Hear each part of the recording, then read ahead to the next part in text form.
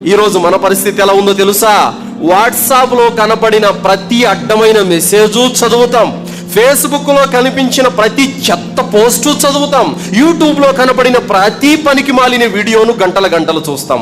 కానీ మన మార్గదర్శక నిమిత్తం మన జీవిత లక్ష్యాన్ని తెలుసుకోమని అల్లాహ్ పంపినటువంటి అంతిమ దైవ గ్రంథం దివ్యవాణిని చదవటానికి మన వద్ద టైం లేదు. ఆలోచించండి ఒకసారి. ఎవరైనా హజరత్ అడిగినట్టయితే, ఏమయ్యా ఖురాన్ చదివావంటే, నాకెక్కడవుతుంది హజరత్, నిద్ర లేచిన అంటే షాపు అవి ఇవి పని బాటలు డ్యూటీ, పొద్దున పోతే సాయంత్రానికి వస్తానని చెప్పేసి మళ్ళీ ఎప్పుడు చూసినా ఆన్లైన్లోనే ఉంటాడు, మళ్ళీ బిజీ అంటాడు. ఫ్రెండ్స్తో టీ కాఫీ దగ్గర కూర్చుంటే గంటలు పోతానే ఉంటుంది. మొబైల్ తీసుకొని కూర్చున్నామంటే గంటలు పోతానే ఉంటుంది. టీవీల దగ్గర కూర్చున్నామంటే గంటలు పోతానే ఉంటుంది.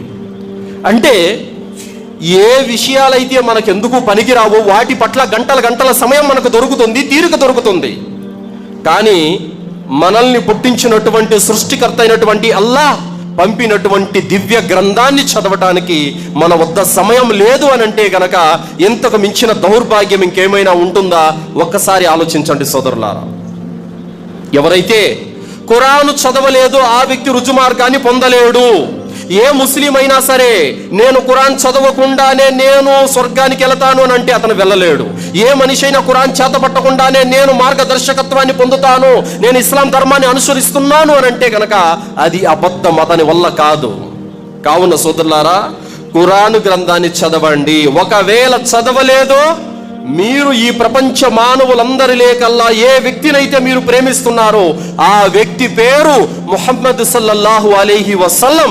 ఆ ముహమ్మద్ సల్లల్లాహు అలైహి వసల్లం వారే అల్లా యొక్క దర్బారులో, అల్లా యొక్క కోర్టులో మీ మీద వ్యతిరేకంగా అల్లా దగ్గర ఫిర్యాదు చేస్తారు. ఆయన అల్లాహ్ సుబ్హానహు వ తఆలా ఖురాన్ గ్రంథంలో తెలియజేస్తున్నాడు, వకాల రసూలు యా రబ్బీ ఇన్న కౌమి ఇత్తఖదు హాదల్ ఖురాన మహజూరా. అల్లాహ్, నా జాతి ప్రజలు ఖురాన్ను విడిచిపెట్టారు అని ఆ ప్రవక్త పలుకుతాడు. ఎవరి మీద?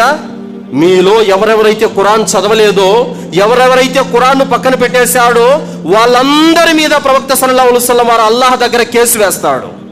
ఖురాను చదవలేదు, విడిచిపెట్టేశారు అని. అప్పుడు మీ పరిస్థితి ఏమిటో ఒక్కసారి ఆలోచించుకోండి.